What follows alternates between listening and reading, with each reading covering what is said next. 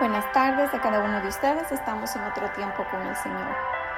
El título de hoy es El secreto del milagro, métodos que activan milagros. Y para esto vamos a entregar el tiempo al Señor para que sea Él hablándonos en esta tarde. Amado Padre Celestial, te damos las gracias, mi Dios, por este hermoso día que tú nos has regalado a cada uno de nosotros. Gracias, Señor, porque tú pones cosas en nuestras vidas, Señor, que nos activan nuestra fe, Señor. Como esta palabra, mi Dios, que activan milagros, Señor, que nos traen verdades bíblicas, Señor, que podemos aplicar a nuestras vidas, a las seres que amamos, Señor, cuando hay necesidad, Señor, para ver esos milagros, Señor, que solo tú nos puedes dar, bendito Padre. Cuando hablamos, Señor, cuando oramos en fe, Señor, poniéndolo todo en tu nombre, bendito Padre, sabemos que el cielo se activa, Señor, y que se abren puertas de los milagros que estamos esperando. Gracias te damos por todo lo que tú nos das, mi Dios. Gracias por permitirnos una vez más escuchar estas palabras tuyas, Señor, a través de la Biblia, Señor, donde tú nos hablas y nos confrontas a realidades que muchas veces nosotros no hemos visto o muchas veces nosotros no hemos sido capaces de realizarlas porque no ha venido esa palabra que nos aliente a hacerlo. Y el día de hoy vamos a estar viendo estas verdades bíblicas que tú quieres que nosotros como hijos tuyos las apliquemos en nuestro diario vivir. Todo esto te lo pedimos a ti, bendito Padre, en el poderoso nombre de tu Hijo Jesús. Amén. Vamos a ver primeramente las tres verdades bíblicas que el Señor nos está presentando el día de hoy. Primero, Mateo 21:22. Y todo lo que pidieres en oración, creyendo, lo recibiréis. Jesús da garantía siempre y cuando esté alineado con su voluntad. La segunda, Juan 14, del 12 al 13. Y el que en mí cree, las obras que yo hago, él las hará también, y aún mayores hará, porque yo soy al Padre. Y todo lo que pediréis en el Padre, en mi nombre, yo lo haré. Jesús nos está diciendo, yo te autorizo, yo te respaldo, usa mi nombre. Y Hechos 4:30 nos dice, mientras extiendas tu mano para que se hagan sanidades y señales y prodigios mediante el nombre de tu santo Hijo Jesús. Este es el resultado natural de una oración correcta. Vamos a ver qué nos dice Marcos del 7, del 31 al 37. Volviendo a salir de la región de Tiro, vino a Sidón, al mar de Galilea, pasando por la región de Decápolis, y le trajeron un sordo y tartamudo y le rogaron que le pusiera la mano encima. Y tomándole aparte de la gente, metió los dedos en las orejas de él y escupiendo tocó su lengua. Y levantando los ojos al cielo, gimió y le dijo, Efata, es decir, sé abierto. Al momento fueron abiertos sus oídos y se desató la ligadura de su lengua y hablaba bien. Y les mandó que no le dijesen a nadie, pero cuando más le mandaban, tanto más y más lo divulgaban. Y en gran manera se maravillaban diciendo, bien lo ha hecho todo, hace a los sordos oír y a los mudos hablar. Este milagro nos revela uno de los modelos más íntimos y estratégicos del ministerio de Jesús, donde aplica una metodología cargada de símbolos bíblicos, teológicos e históricos. Y vamos a ver qué hizo aquí.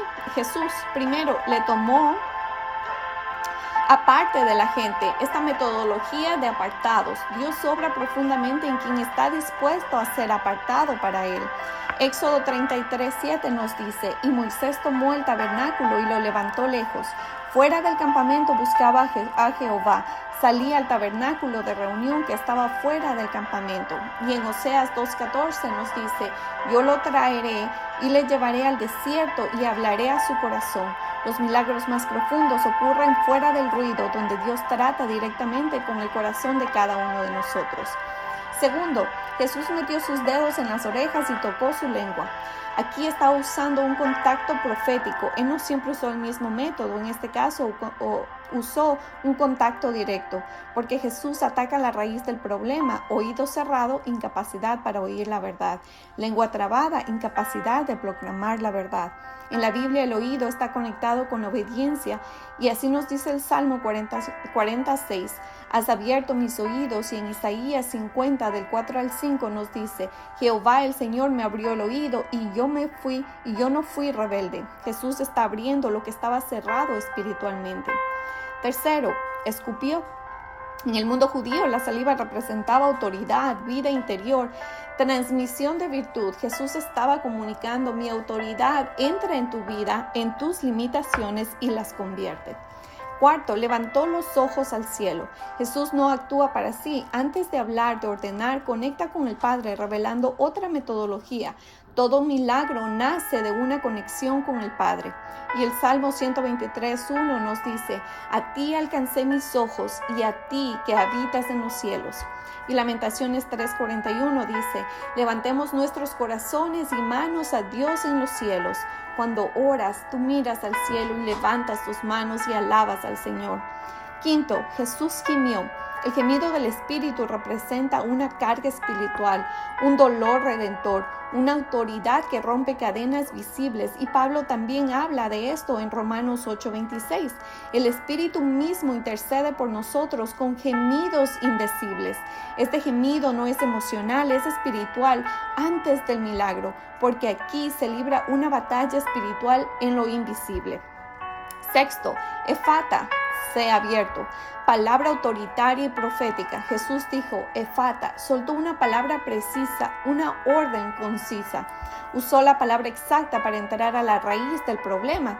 Isaías 55:11 nos dice: así será mi palabra que sale de mi boca, no volverá a mí vacía, sino que hará lo que yo quiero y será prosperada en aquellos que la envié.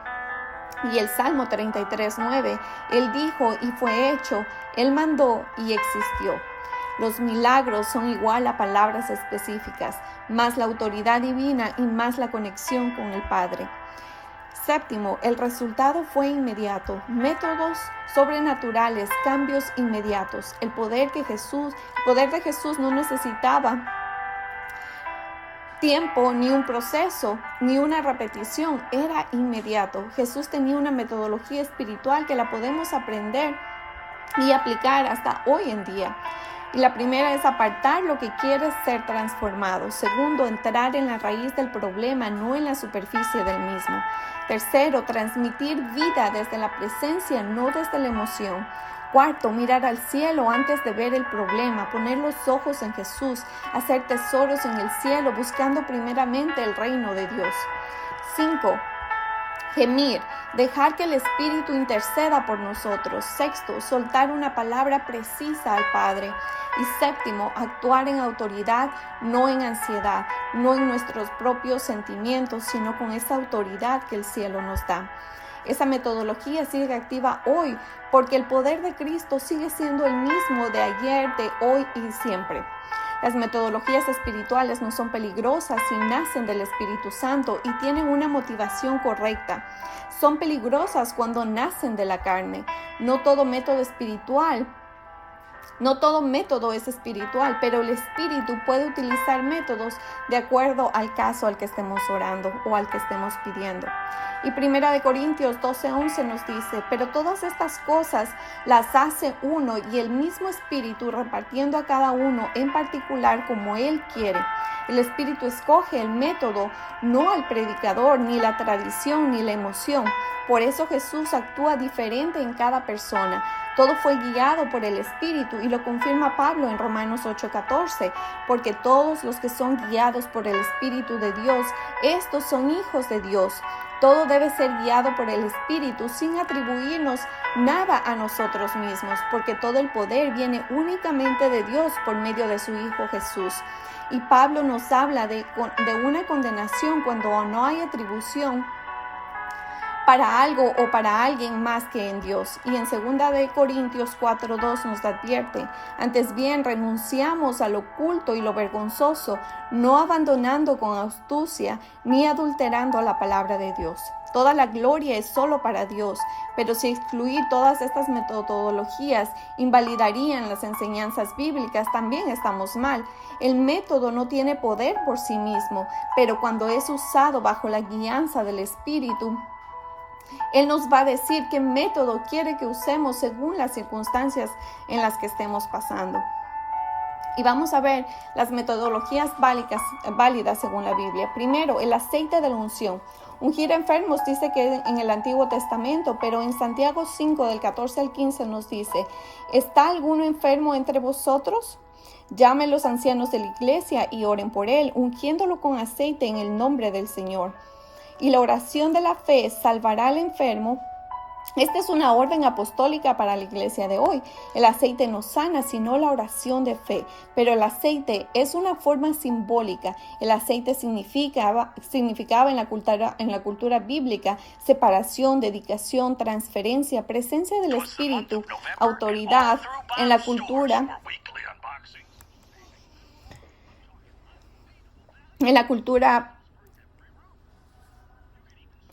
cultura bíblica. Significa separación, dedicación, transferencia, presencia del Espíritu, autoridad y cobertura. Y esto funcionaba como un punto de contacto, no como un punto de origen del milagro.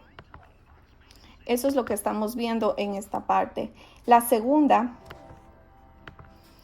es tocar, contacto específico. Jesús tocó ojos, lenguas y lo dejó que le tocaran a él también, como el caso de la mujer del flujo de sangre. También Pablo nos enseñaba que ellos usaban sus paños y sus delantales en Hechos 19 del 11 al 12 y hacía Dios milagros extraordinarios por medio de Pablo, de tal manera que aún se llevaban a los enfermos los paños o delantales de su cuerpo y las enfermedades se iban de ellos. Los paños no tenían el poder, era un canal del Espíritu, pero Dios era el que estaba haciendo el milagro. Tercero, la inmersión en el agua. El agua fue parte del ministerio del Espíritu. Y Juan 9:7 nos dice, ve a lavarte en el estanque de Siloé.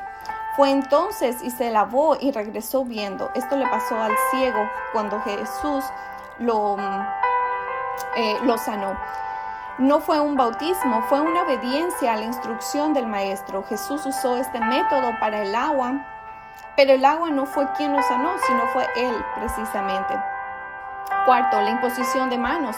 En Marcos 16:18 nos dice, sobre los enfermos pondrán sus manos y sanarán. Jesús da autoridad para usar este método, pero el milagro es de Él, no de la imposición de manos.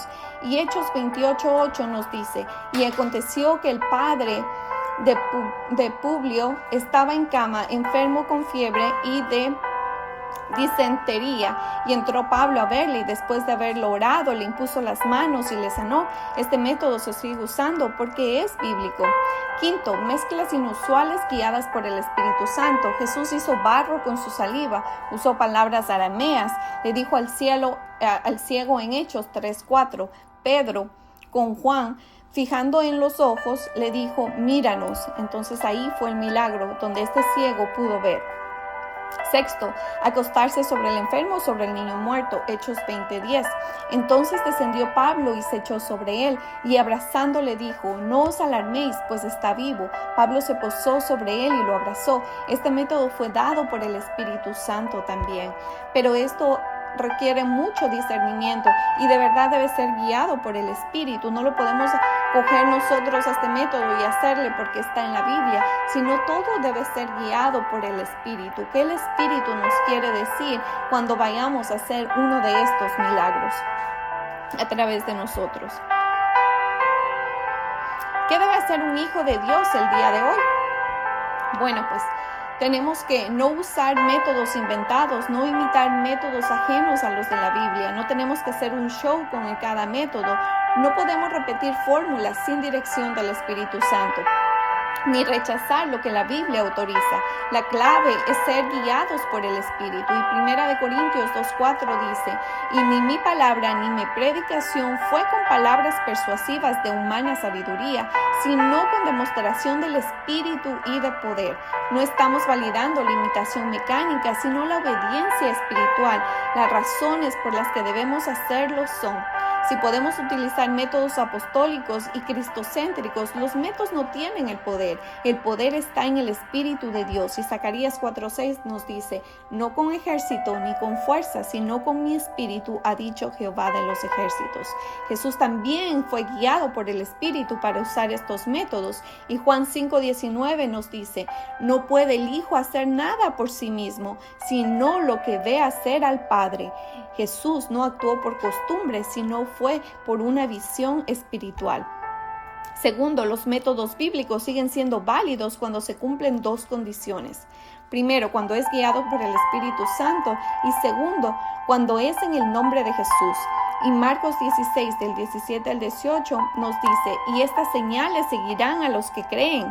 En mi nombre echarán fuera demonios, hablarán nuevas lenguas, tomarán en las manos serpientes, y si bebieren cosa mortífera no les hará daño. Sobre los enfermos pondrán sus manos y sanarán.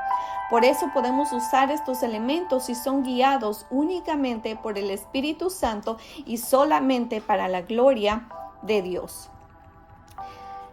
Como tercero, no idolatramos símbolos ni le damos la gloria a Jesús. El agua bendita y los aceites que muchas veces usan en el catolicismo, que son comprados, eso no podemos usar porque transforman un acto espiritual en una mercancía, y esto es condenado en la Biblia. Y 2 Pedro 2:3 nos dice: por avaricia harán mercadería de vosotros.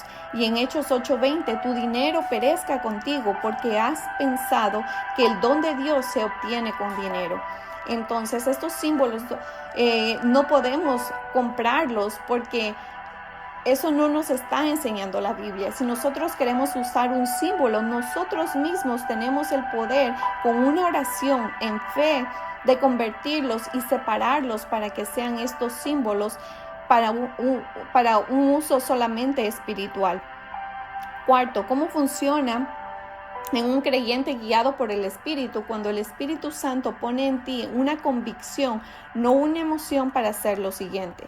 Primero, podemos tomar aceite, orar sobre él. Y 1 Timoteo 4:5 nos dice: porque por la palabra de Dios y por la oración es santificado. Ese aceite queda separado solamente para uso espiritual.